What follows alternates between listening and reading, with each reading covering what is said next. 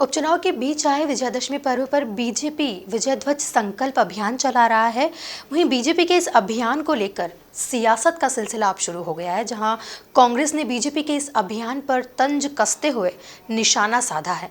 देखिए ये report. Bharatiya Janata party जब जब चुनाव आता है तब पब्लिक को गुमराह करने के लिए कहीं न कहीं मुद्दा लेके आती है।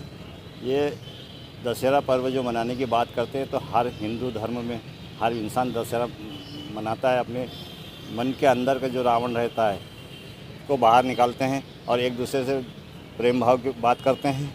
ये बीजेपी हमेशा जब चुनाव होता है तो कहीं ना कहीं नौटंकी मुद्दा लेके आते हैं और ये मैं तो चुनाव आयोग से भी इसकी शिकायत करूंगा कि इनको इतनी हम अगर कहीं बैनर लगाए तो हमको फॉर्मेट दे दिया है कि पहले घर की परमिशन होना, और ये घर घर झंडा लगाएंगे, इसकी परमिशन इन्होंने ली क्या?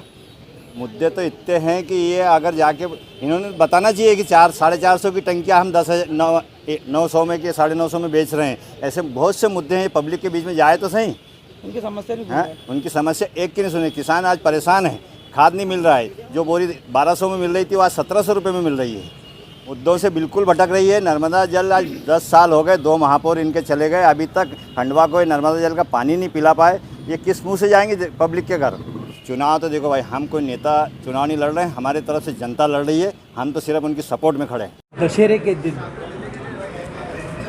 हम बुराइयों से को हराकर विजयदशमी मनाएंगे। विजय संकल्प ध्वज, इस ध्वज के माध्यम से हम मंडल शाह जनता जनार्दन के बीच में जाने वाले हैं। जनता से जुड़ाव का एक उत्सव बनाया जाएगा।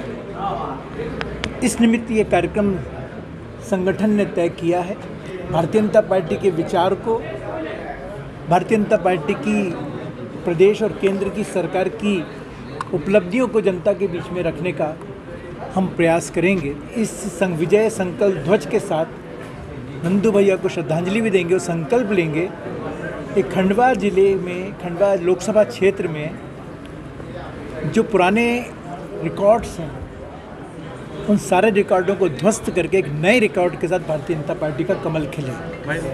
सारी लोकसभा में भारतीय जनता पार्टी के पक्षधर लोग तो होंगे नहीं, लेकिन हमने हमेशा कहा है कि जहां नकारात्मकता है उसको हम सकारात्मकता में कैसे बदलें, ये भारतीय जनता पार्टी के कार्यकर्ता को आता है।